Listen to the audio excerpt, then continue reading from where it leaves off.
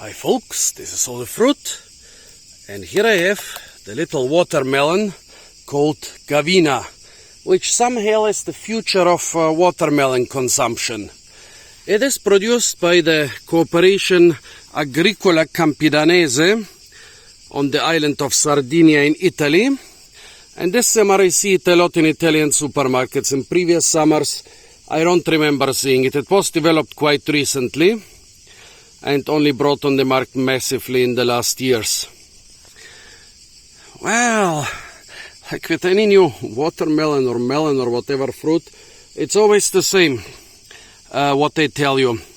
It's tastier and more delicious than the traditional ones. It's sweeter, it's more aromatic and at the same time milder. It has higher vitamin content. It has... what else did they say? Yeah, more fiber, more healthy and so on. I don't know if this is always true for every new variety. I mean, yeah, they should theoretically produce better and better varieties with time. Or if they just take a perfectly ripened fruit of their own variety and compare it to normal supermarket fruits of other varieties, which of course will lose the comparison because they were picked underripe. One thing I see in every description is seedless. It is not seedless, but it has very few very small seeds which don't seem to be pollinated. I wonder if it's a hybrid which is being created anew for each generation, or if they are pollinated and will only ripen later. It says that it's been selected from existing varieties, but that can mean a lot. Means just probably that it's not genetically modified.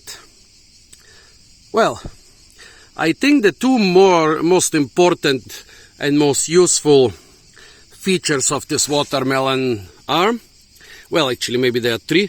First one is it's very recognizable because of the light green color. Most watermelon varieties are either dark or with dark and light stripes. Here the dark stripes are almost completely bred out. The second one is its small size. Usually when you want small size watermelons, well yes, there are a lot of small varieties, but sometimes you just get the small, not well developed ones from big varieties. So this one seems always to be small, 1 to 2 kilograms. And the third thing is that it's being marketed under a standard slogan, I love Gavina, and that also helps for the recognizability. The small size, of course, yeah, you just pick small watermelons, you don't have to separate them into small and big. In Italy they are being usually sold by weight anyways. But still you would like to separate the 5 kilo watermelon from a 500 gram watermelon. But if all are between 500 gram and 1.5 kilos, let's say, that's not so important. Yeah, the small size seems to be the most practical feature, because with more and more small families or single person households, or people who just don't eat incredible amounts of fruits, yeah, this is easy to sell. I mean, in older times, in many countries and in many places where you didn't have clean water, especially in summer, sometimes people would just eat, yeah, watermelons. That's where the name comes from. They're a very watery fruit, at the same time tasty, and they can turn dirty water into clean water. You can water them with sewage and they will still be edible and more or less uninfected. And of course you can water them in spring and collect the fruits months later in summer, thus basically getting a free packaging for the sweet water. Now let's try this Gavina melon.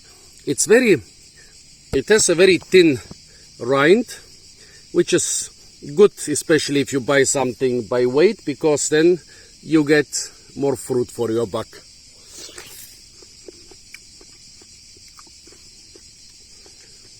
Taste-wise, yeah, it's a watermelon, it's not bad.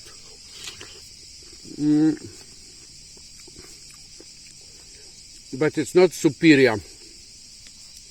It is pretty sweet, but I would have liked it more crunchy.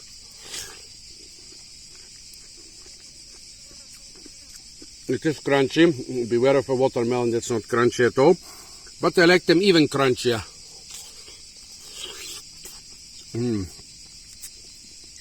I mean, it has been sold with a big marketing campaign, which would hint that it's a fancy, expensive fruit, but no. Everywhere I've seen it, it's around the same price or even cheaper than normal watermelons.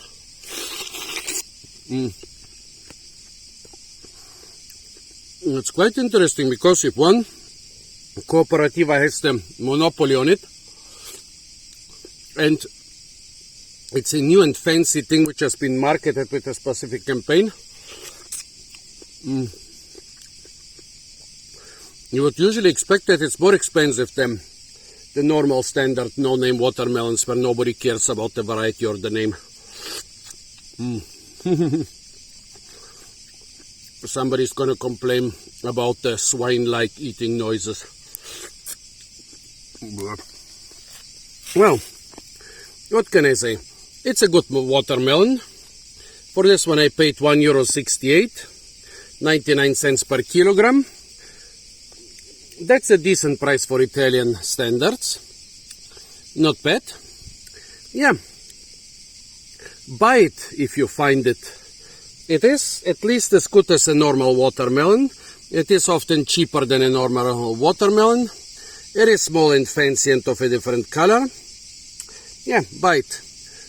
Apart from that, stay tuned for a lot more fruit videos from the beautiful and incredibly fruit-rich country of Italy.